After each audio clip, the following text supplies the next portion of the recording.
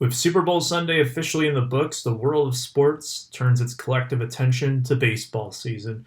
Coinciding with the anticipation for the return of America's pastime is the release of 2020 Topps Series 1. The flagship brand, with a history dating back to 1951, serves as an appetizer for a new year of Topps releases.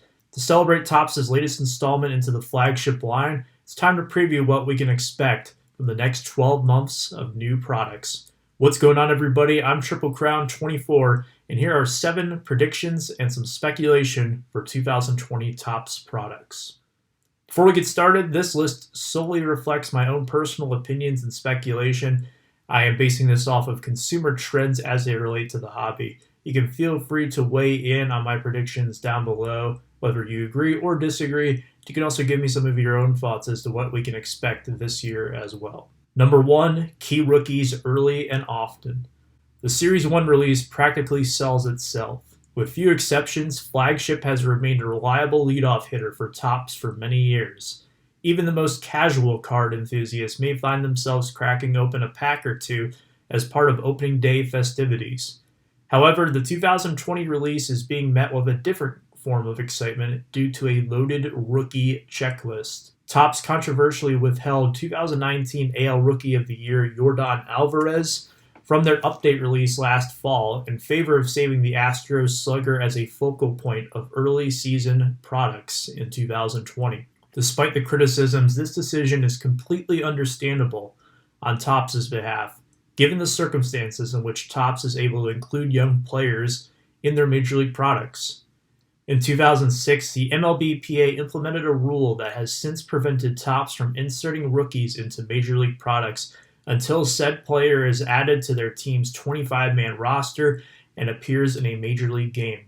When factored into a baseball landscape that has been largely dominated by service time manipulation in recent seasons, delaying the debuts of highly anticipated prospects several weeks into the regular season, Topps' pool of players to feature in early season releases is typically slim and largely picked over. This issue should be non-existent in 2020, as joining Alvarez in the 350-card Series 1 base set are Toronto's Bo Bichette and Gavin Lux of the Los Angeles Dodgers, both of which made their debuts in 2019 and are highly regarded as some of the top prospects in baseball.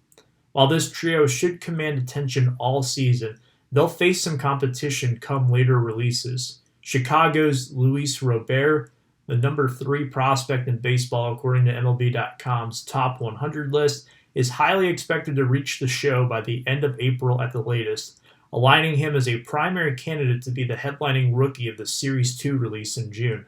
The pipeline could potentially produce a handful of other future stars throughout the season as well, with prospects such as Jo Adell, Christian Pache, Dylan Carlson, and Casey Mize all expected to make their debuts at some point in 2020 and early enough to receive consideration for rookie cards in 2020 Topps Update Series. Undoubtedly, Topps has a deep rookie class in store for 2020 products, many of which will join the ranks periodically over the next year. Number 2, don't forget about the rookies of yesterday. Stop me if you've heard this one before. There is an unprecedented level of young talent in baseball right now.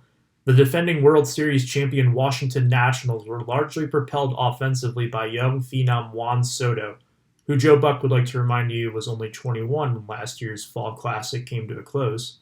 Soto's division rival and recently turned 22-year-old Ronald Acuna Jr. didn't make it past the divisional series this past postseason, but had a regular season for the ages, nearly joining the 40-40 club and establishing himself as a legitimate MVP contender.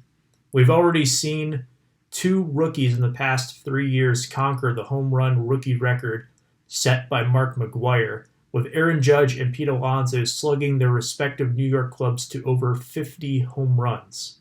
This only scratches the surface of the young, exciting players in today's game that have appeared in Topps products since 2017 as rookies. The diverse pool of young talent lends plenty of opportunities for Topps to connect collectors and fans alike to this next generation of superstars.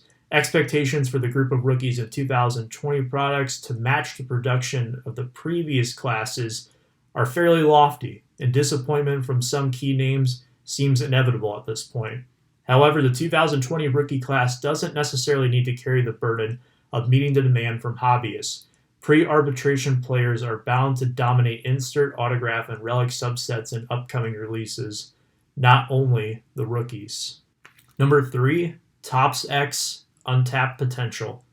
In 2018, Topps teamed up with then national superstar Bryce Harper to release an online exclusive product nicknamed 220, standing for second to none. Designed by Harper, the set generally received praise from collectors and prompted Topps to return to this concept in 2019.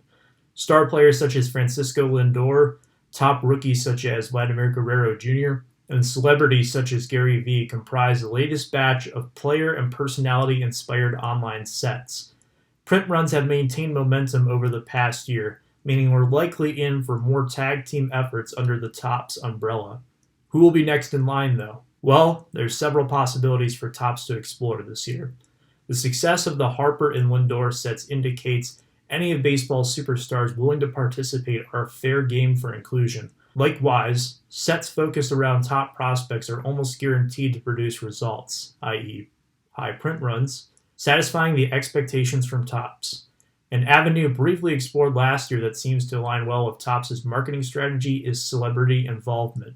The relationship developed between Topps and the aforementioned Gary Vee has been mutually beneficial. Gary Vee, a longtime collector who has a passion for the hobby, realized a dream several times over by appearing in several Topps products throughout the 2019 release calendar.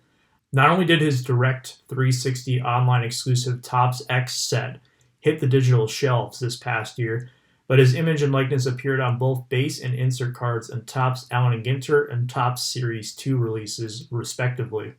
On the receiving end, Topps capitalized on the publicity generated by Gary Vee, who commands a strong presence on social media. This isn't the first time we've seen Topps harness the social media of players and personalities to promote their brand.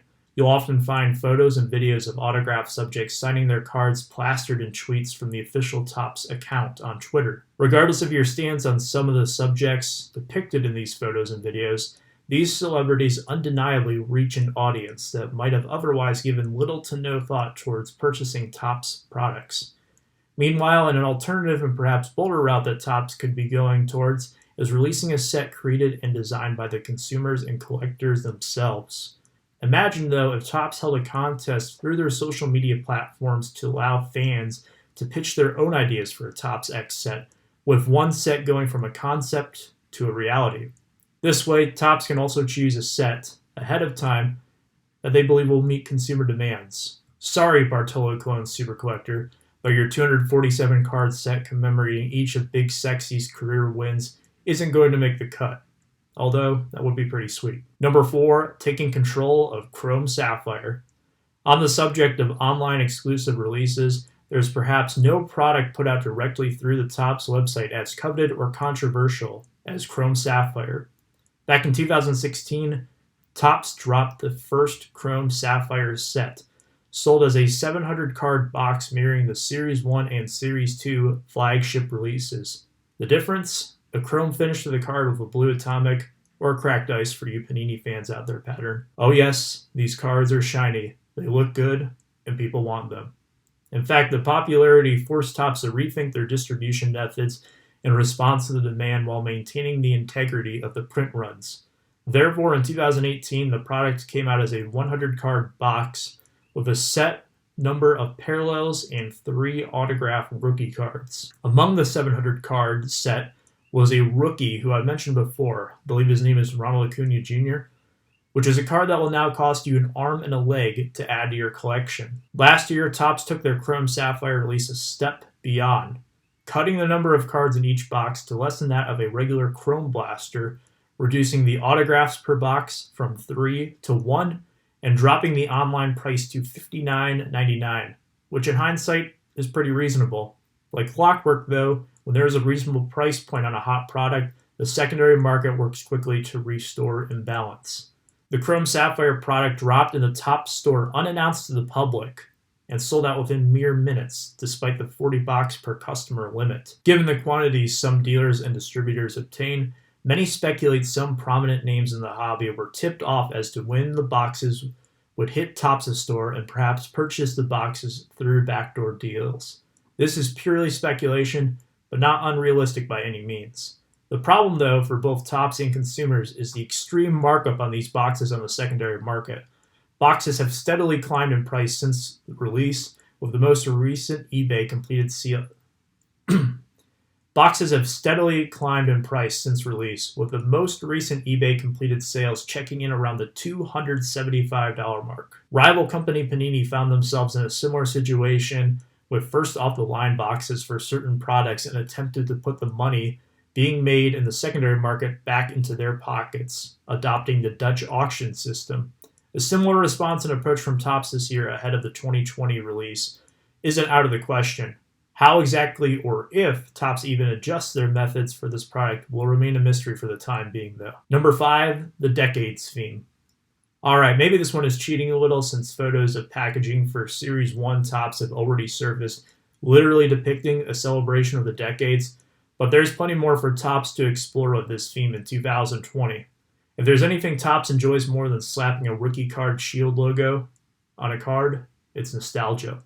The inclusion of retired players in insert sets, especially in flagship releases, is certainly a statement over speculation at this point. Beyond the production of new cards for the stars of yesteryear, Topps has routinely reprinted some original, classic cards as part of subsets. Back in 2010, the Million Card Giveaway promotion centered around the, quote, cards your mom threw out, igniting repressed dread among older collectors by reprinting classic cards they likely owned original copies of as kids that are probably worth enough money today to pay off a mortgage, but instead fell victim to one of mom's spring cleaning conquests in the 1960s. You know, fun collector stuff. This concept took several other forms in subsequent years, including 2011's Diamond Anniversary giveaway, 2016's Burger's Best insert set, and most recently the 2019 Iconic Card reprint set. Please, whatever you do not tell Blue Jacket 66 about that last one. The point is, Topps has several decades worth of history producing modern baseball cards, and they would love to tell you about it again, and probably again next year too. Therefore, a celebration of 7 decades of Topps baseball seems to be in the cards for 2020. Number 6, the next step in encased cards. In an era where condition is king, collectors find comfort in knowing cards are safely and securely packaged during production to increase the chances of finding a card worthy of submitting to a third-party grading service. More so, as cards are purchased through the secondary market more and more each passing year, any given card is more likely to have multiple owners within 1 year of entering circulation, and undoubtedly, as a result, more handling of the card will increase likelihood of damages in a variety of ways. A common practice to aid in the prevention of this issue, though, is encapsulation. During the early 2000s, encapsulated box toppers and eTopps exclusives were commonplace for what were largely standard parallel cards. The introduction of premium brands in the later part of the decade resulted in a higher frequency of this practice. In 2012 Topps Tribute, which was one of the higher-end releases of the time, Topps manufactured all autograph and relic cards inside of snap-down cases sealed with a Topps Tribute certification sticker. Although these tribute cards have since been removed from their hard plastic protection, the newer premium brands have adopted this tactic, utilizing one-touch magnetic holders. Examples include Topps Dynasty, Topps Luminaries, and Topps Transcendent, the lattermost taking this concept one step further this year. A special Hall of Fame edition of Transcendent Baseball will drop this year, sporting a new featured item absent from previous Transcendent releases. According to Cardboard Connection, each box will now feature one historic Topps Hall of Fame buyback card that is graded by PSA. Topps has become the latest card company to partner with a third-party grading service for release, joining competition such as Panini, who has used Beckett's grading service in their encased products. Although Topps technically already included PSA-graded cards in their Bowman Chrome X release late last year, 2020 Transcendent Hall of Fame Edition will be the first product to do so under the Topps brand. This opens a multitude of possibilities that will depend on how Topps' relationship with PSA plays out and how these products are received by consumers. However, That condition is king mentality in the hobby that we talked about earlier is stronger than ever before, and more likely than not, more cards will be coming out of packs in one-touches and slabs this year than ever before. And number 7, evolution of staple products. Topps produces dozens of products each year as part of their contractual obligation from Major League Baseball as the sole licensor of team likenesses and logos. The result is collectors barely batting an eye at the release of certain products. Retail exclusives such as Bowman Platinum, Topps Gallery, and Topps Fire build very little anticipation leading up to their releases and often remain stagnant on the shelves of local Walmarts and Targets for months on end. There are a handful of prominent brands, though, that still captivate the attention of collectors annually. Unsurprisingly, these are the brands with the longest history of releases over consecutive years. Topps Flagship, Topps Chrome, and Topps Heritage being the big 3, but there's still plenty of love out there for brands such as Allen & Ginter, Triple Threads, and Tribute as well, depending on your individual taste for collecting. There's been adjustments along the way for all of these products. For the most part, though, the configuration and expectations for each brand maintains consistency. A new decade, though, ushers in the opportunities for change and reflection. The brands we've come to love over the years, for some, have grown stale, and from a business standpoint, have probably entered the decline phase of the product life cycle. This presents a crossroads for Topps: evolve the brands or retire them.